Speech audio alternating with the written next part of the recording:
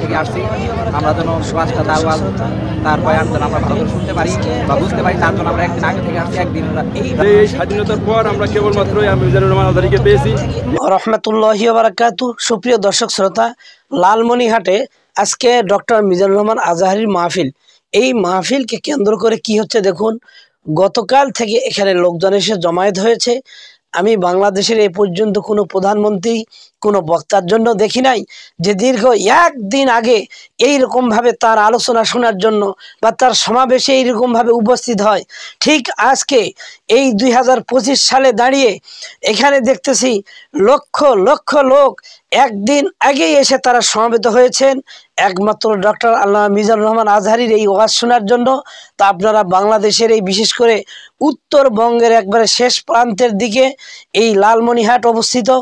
এই লালমনিরহাটে আপনারা এলাকায় যে সমস্ত ভাইজানরা আছেন আপনারা চলে আসুন।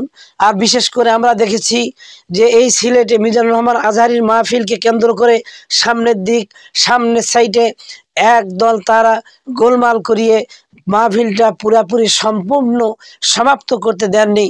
তো আজকে আমরা আশা করব এই লালমনিরহাটের মাঠে এইরকমভাবে কোনো বিশৃঙ্খলা হবে না। বিশেষ করে যারা দায়িত্বে আছেন লক্ষ লক্ষ টাকা এই যে প্যান্ডেল দেখতে পাচ্ছেন এগুলো খরচ করেছেন তারা।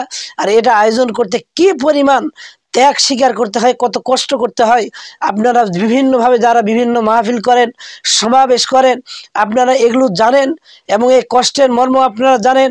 সাধারণ ছোট্ট একটা আয়োজন করতে গেলে অন্তত 3-4টা রাত ঘুম জাগতে হয়। আজকে এই মাহফিলে দেখেন যেখানে লক্ষ লক্ষ লোকের সমাগম, কয়েকটা মাঠ যেখানে প্রস্তুত করা হয়েছে, এখানে কতগুলো লোকের আয়োজন প্রয়োজন এবং কত কষ্ট এখানে স্বীকার করতে হয়েছে। তো এখানে আজকে যিনারা এই এলাকার মধ্যে আসবেন, দায়িত্বশীল যিনারা আছেন তিনারা বিশেষ করে স্টেজের আশেপাশে সুন্দরভাবে দায়িত্বশীল ভাইরা সকলে সুন্দরভাবে থাকবেন। আর দেশবাসী আপনাদের যিনাদের আশা এখানে সম্ভব ইনশাআল্লাহ তাআলা মাহফিলের এই উপস্থিতি এবং মাহফিলের এই জনসমাগম জনসমাবেশ আজ বলিয়ে দেয় বাংলাদেশ সামনে হচ্ছে ইসলামের দেশ, এই দেশ আলেম ওলামার দেশ, বাংলাদেশ হতে যাচ্ছে কোরআনুল কারিমের দেশ। তাই সম্মানিত দর্শক শ্রোতা, আপনারা এই যে দেখতে পাচ্ছেন লোকজন কত কষ্ট করে এই প্রচণ্ড শীতের রাতে তারা এসে অবস্থান করতেছে, নিজের খেয়ে নিজের খরচে পরিবার ত্যাগ করে জীবনের উপর ঝুঁকি নিয়ে তারা চলে এসেছেন। আজ বাতিলপন্থীদের মাথা খারাপ হয়ে গেছে, এই বড় বড় সমাবেশ দেখে এদের মাথা খারাপ হয়ে গেছে যে যাতে করে মানুষ এই ইসলামের দিকে ঝুঁকিয়ে না যায়।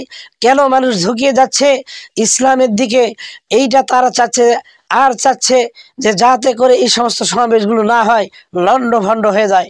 প্রিয় ইসলাম প্রিয় ভাইয়েরা, আপনারা এটা সজাগ থাকবেন যে এই মাহফিলগুলো, এইটা যত প্রকার মাহফিল হোক, যেগুলা হক মাহফিল ইসলামের দিকে মানুষ ছুটে যাচ্ছে, আপনারা সকলের মাহফিলে যোগ দিন এবং প্রত্যেকটা মাহফিলে আপনারা সাফল্যমণ্ডিত করুন, সহযোগিতা করুন, টাকা দিয়ে সহযোগিতা করুন, আপনারা নিজে উপস্থিতি হয়ে সেখানে সহযোগিতা করুন, বিভিন্নভাবে সহযোগিতা করুন, যাতে করে বাতিলপন্থী এইখান থেকে মুখ থুবড়িয়ে তারা দেখে যে মানুষ আর আমাদেরকে বাতিলপন্থীদেরকে চায় না, মানুষ এখন ইসলাম প্রিয়দেরকে চায়।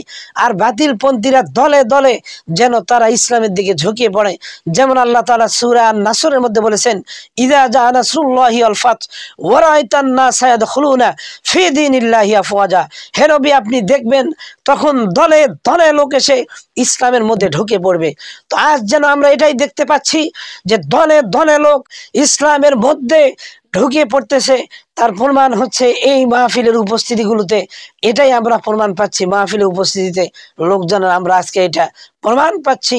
তাই আপনারা যে যেখানে আছেন এখানে হট্টগোল যাতে না হয়, এই মাহফিলটা বিনষ্ট যাতে না হয়, এই মাহফিলটা সুন্দরভাবে যেন পরিচালিত হয়, এই কামনায় ব্যক্ত করে আসসালামু আলাইকুম ওয়া রাহমাতুল্লাহি ওয়া বারাকাতুহু।